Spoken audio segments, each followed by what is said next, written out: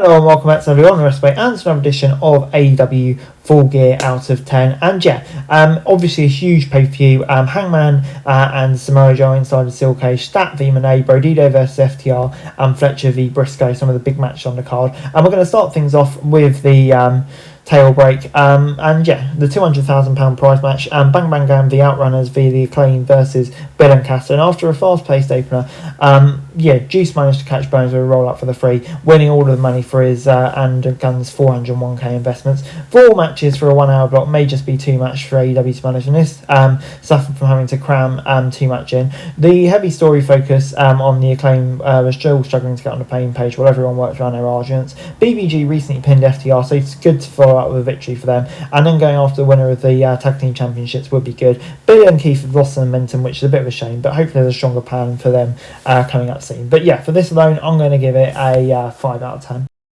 We then got Boom and Dean versus Roppongi Vice, and with an assist from Big Justice and a right from Paul White, QT Marshall and Big Blue Ranger hit a Doomsday blockbuster for the victory on Trent. This is the best RPG you've looked in a long time. It helps when AEW typically gives these irregular AJ matches time to deliver. With these matches, not the typical AEW style, the crowd always reacts to the action and is invested in messy and silly finishes. As a pure addition to the card, there's nothing wrong with these matches, but at some point AEW will need to do more with AJ, I think. If anything, it's more interesting to see Justice, who still can't wrestle but is involved physically. But I'm intrigued to see what they do with him going forward. 5 out of 10. As we then got the tailgate brawl, Eddie Kingston Hook versus the Workhorsemen, and they brought the fight to the faces right away, but the Mad King wasn't having it. He put away Henry with a DDT for the victory. Not much to see here. Clearly the match suffered from the tight timetable, but more of a squash. Henry and Drake never really had a chance, but it'd be nice to see them work a more competitive match. They've shown that they can do a lot with limited time, but no one's going to make anything of that format. Hook and Kingston still have work to do to sell themselves as a tag team that can be established as kind of more serious. So for that I'm going to give it a 4 out of 10. As we then got the CMLL Trios Championship on the line, as El Sky team took on the Don Callis family, and Okada was not in the building as Takeshita and Hetcheri made their entrances, but Hetcheri used the steel chair to injure Mystico's shoulder before the match could start. The contest started the tag team before the Rainmaker finally arrived in a Ferrari and made a slow entrance to the ring, complete with Pyro. Alex Abrahantes helped Mystico return to the match and to turn her tide. After Okada and Takeshita's struggles continued, El Principe de Pato Iori made Hetcheri tap out to La Mystica. Their conflict remains AEW's most compelling angle, and the entire presentation of the match really played into that story. This was the Meso struggle to get along in the match with the Continental Classic starting tune. It should be time for them to collide. Mascara Dorado got a much better outing, working tonight than a sloppier Cash-Rio Okada on Dynamite. That said, this was about Mystico more than anyone else on Sky Team. He was the returning hero, and there's far too much for Hetcheri to handle. AEW's partnership with CMLL continues to deliver strong matches and moments. Hopefully, those CMLL titles like this on AEW programming are less rushed in the future. I'm going to give it a 7 out of 10. We then got Darby Allin versus Pac. Allin refused to give up no matter what Pac threw at him. The Daredevil finally managed to lock in the Scorpion Deathlock, but the bastard called in Utah. He distracted Allin and the referee to allow Pac to hit him with Sting's bat and get the free. Should be no surprise that these delivered a great match. Allin bumps power Pac, made him look like a destroyer more than anyone else in years. Because of the stat card, it may be forgotten by the end of the night, but it delivered exactly what it needs to, and really conveyed the stories. No matter how much he may not look at, Allin has established himself as a main event actor and should go after the World Championship. The loss makes sure that his fight with the Death Riders is not done while protecting him, since Pac went back on his word, failing to out-wrestle the Daredevil, winning with cheap tactics instead. It was an important win for Pac, who suffered some tough losses recently, and if the immediate world title picture that could set up maybe Hangman v Pac, depending on the result of the main event. This gets an 8 out of 10.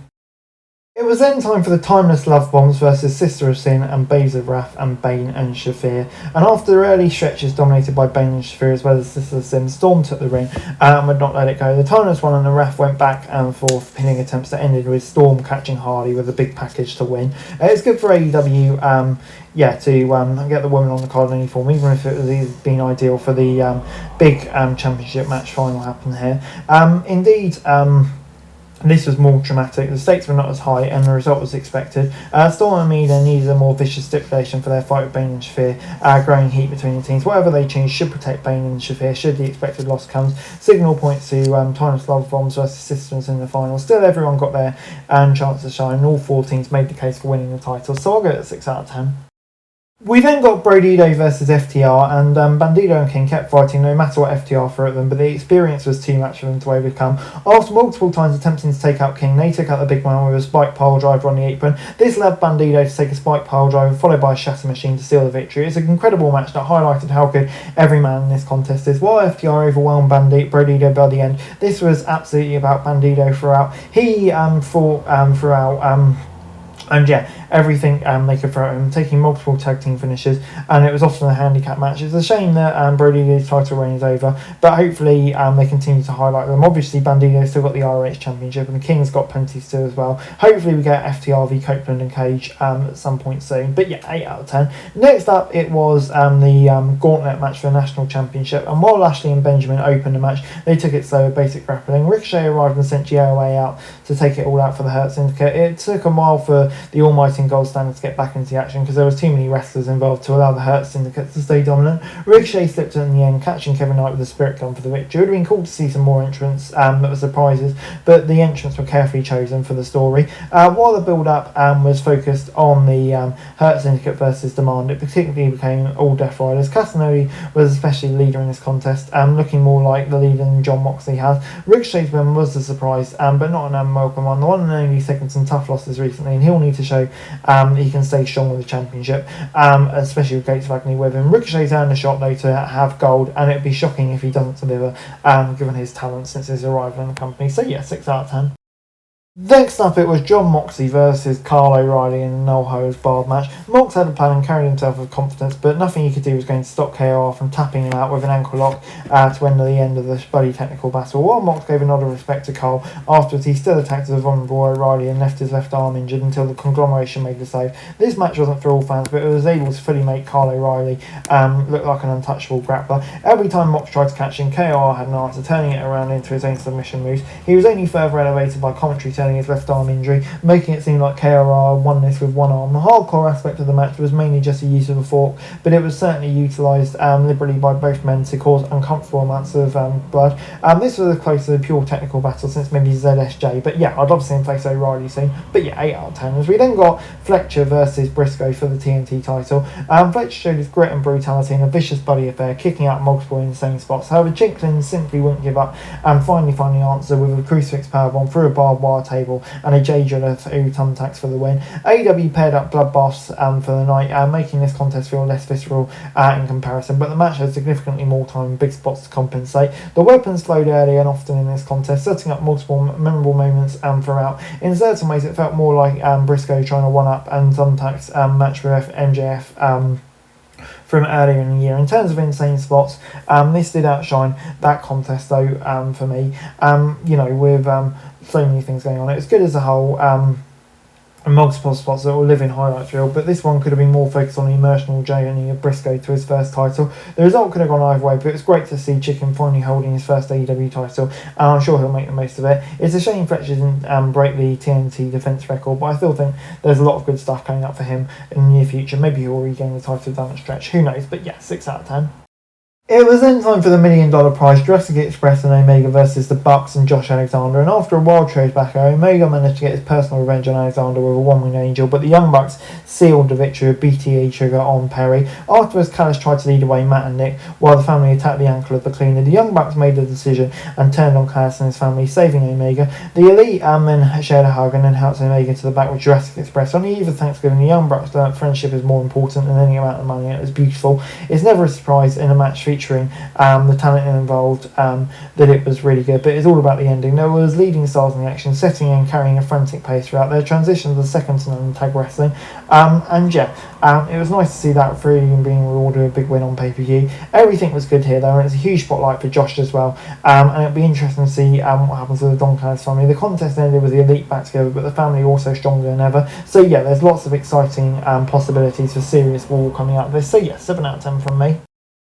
We then got Mercedes Moné versus Chris Statlander for the Women's World title. Moné threw everything she could at Stat throughout this battle, but the champ worked smarter and stronger. These women had so much chemistry in the ring, and it showed once again in a match that delivered a worthy conclusion to one of the best in-ring trilogies. They started fast and never allowed the pace too slow, with an inconsistent crowd reaction. The CEO especially felt the crowd waning and found ways to amp them up throughout. It was a showcase once again of her greatness. While the most important thing was to highlight Stat's evolution from their previous matches, it also highlighted Moné, and finally getting a win back for Stat as well. That had to be the result, further selling that Moné is not ready for the world title yet. She will likely not get the championship until she loses most of the others. One thing to watch was the crowd's continued support of the CEO, and AEW fans sound ready for her to embrace the face turn sooner rather than later, which I'll definitely be in favour of. 8 out of 10.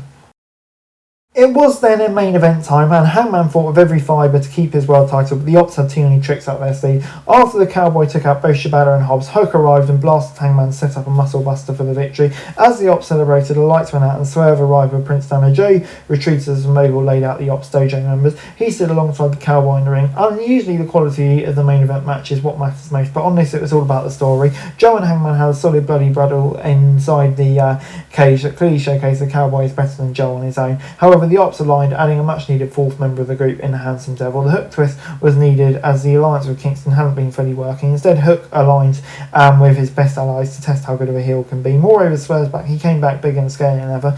Aligning with Hangman is a perfect common enemy for Hook going into 2026. The Cowboys' title reign has some juice, but maybe it could be better to take it in a new path. Hill will be on smoothly, especially with his enemy turned ally at his back. Both are exciting challenges for Joe in the future, and the Ops have aligned to create a strong force too. If AEW can hold on to this long enough with Ospreay coming back, etc., etc., it could be one of the biggest stories in AEW today. Joe's still one of wrestling's scariest villains, and he will make the most of battling anyone and everyone as a new standard for all of AEW's top teams to meet. This is one of the most energising endings where the villain won, but a tantalising series are too cool to kind of worry about anything else. So yeah, this gets an 8 out of 10 from me. A really, really good main event. Overall, AEW Full Gear, probably gets a 8 out of 10 from me. I thought, maybe some of the stuff on the card didn't really look like really standout stuff, but I think the action that we saw on the night really delivered. There's lots of title changes, etc., etc. That I thought really worked. Some great matches on there. So yeah, for me, this show definitely exceeded expectations. Video. Thanks very much for watching. Remember to like, share, subscribe, follow us on our socials. Link in the description below for daily wrestling news, meme, and content. Subscribe to our other channels on screen right now. That'd be greatly appreciated. Thanks very much for watching. Peace out.